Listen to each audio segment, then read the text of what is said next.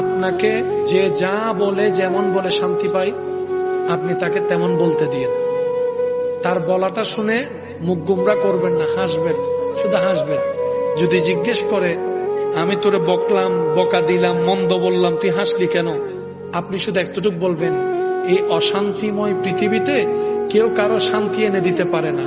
তা আমি ভাবলাম আমাকে 2টা বকা দিলে যদি তোমার মন শান্তি হয়, আমার নামে 2টা বদনাম করলে যদি তুমি শান্তি পাও, যাক আমি না হয় কষ্টই পেলাম, আমার আল্লাহর একজন বান্দাকে তো শান্তির ব্যবস্থা করে দিয়েছি, আল্লাহর একজন বান্দাকে শান্তির ব্যবস্থা করে দিয়েছি, তুমি শান্তি পাচ্ছ, এটা দেখেই আমার শান্তি লাগতেছে। মনে থাকবে ইনশাআল্লাহ। একটু কঠিন, কিন্তু বিশ্বাস করেন উত্তর দেওয়ার চাইতে বড় মজা হচ্ছে চুপ করে থাকা। প্রতিশোধ নেওয়ার চাইতে বড় মজা হচ্ছে ক্ষমা করে দেওয়া। একবার করে দেখেন, শয়তান করতে দিবে না, এটা সত্য। কারণ এগুলা করলে তো আপনি রহমত পাবেন, শয়তান তো এটা চায় না।